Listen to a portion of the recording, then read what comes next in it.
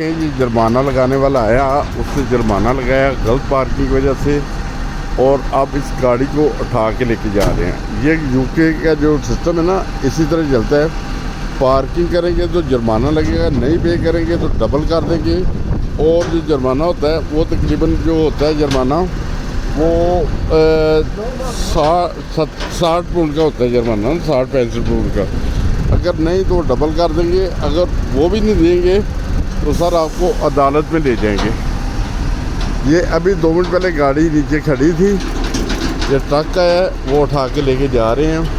تو یہ سارا دن ان کا کام چلتا ہے، گاڑیاں بھی اٹھاتے ہیں، جرمانے بھی لگاتے ہیں، اور جب یہ جرمانہ نہیں دے گا، اس کا تقریباً 350-400 روپے جرمانہ ہوگا۔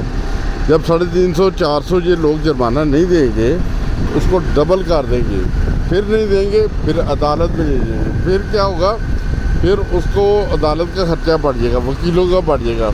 یہ صورتحال ہے۔ یہ بندہ ابھی تھوڑی دیر پہلے آیا ہے، جرمانے لگانے والا پولیس والا، اس نے آگے جو دیکھی صورتحال اور جرمانہ لگایا، اس کے بعد وہ گاڑی اٹھائی ہے اور لے جائیں گے۔ اسے آپ جتنے دن سٹور کریں گے اس کا بھی رینٹ انہی لوگوں کو دینا پڑے گا، یعنی کہ یہ کار والے کو دینا پڑے گا۔ یہ دیکھیں جو حکومتیں ایسا کرتی ہیں وہ ترقی بھی اسی وجہ سے کرتے ہیں، ان کے اوپر جو صورتحال ہے ان کے اوپر وہ ترقی بھی کرتے ہیں، اپنے ملک کے لیے سوچتے ہیں۔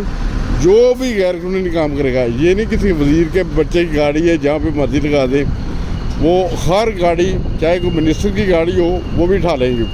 اسی وجہ سے یہ یو کے چلتا ہے، اور اسی طرح سے جرمن میں بھی یہی صورتحال ہوتی ہے، فرانس میں، انگلینڈ میں، اسی وجہ سے یہ ملک ترقی کرتے ہیں۔